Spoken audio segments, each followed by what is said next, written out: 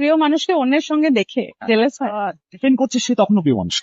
আজীবন বন্ধুত্ব থাকার কথা তুমি বলেছো আগেও, যে মধুমিতার সঙ্গে তুমি কাজ করতে চাইলেও হয়তো কাজ করতে রাজি। এক্ষেত্রে কি প্রিয় মানুষটা এখনো প্রিয় আছে? এই প্রশ্ন কোনো উত্তর নেই। সাত পাকে বাধা পড়েছে দেবমাল্য ও মধুমিতা সরকার। একটা সময় চুটিয়ে সংসার করেছিল সৌরভ চক্রবর্তীর সঙ্গে। তার প্রথম সিরিয়াল সবিনয়ের নিবেদন, এই সিরিয়ালের মাধ্যমেই প্রেম হয়েছিল সৌরভ চক্রবর্তীর সঙ্গে। বেশ কিছুদিনের আলাপেই তারা চুপিসারে বিয়ে করে ফেলে। তারপর বেশ 2-3 বছর ভালোই কাটছিল তাদের বিবাহিত জীবন।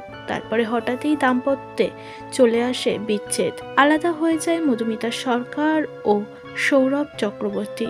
পরবর্তীতে ডিভোর্স। তবে সাত পাকে বাধা পড়লেন মধুমিতা সরকার এবছরই। তারপরেই একটি নিউজ চ্যানেল থেকে সৌরভ চক্রবর্তীকে প্রশ্ন করা হয়, একটা সময় তুমি বলেছিলে সারা জীবন বন্ধুত্ব থাকবে মধুমিতার সঙ্গে, মধুমিতার সাথে আজও কাজ করতে চান তিনি, কিন্তু ভালোবাসার মানুষটা অন্যের হয়ে গেলে তাকে কি আজও ভালোবাসা যায়? আজও কি তুমি ভালোবাসো তাকে? সেই প্রশ্নে যেন হঠাৎই চুপ হয়ে গেল সৌরভ। তার মুখে কোনো উত্তর নেই। সে বোঝাতে চাইল যে আজও মধুমিতাকে মন থেকে ভুলতে পারেননি তিনি।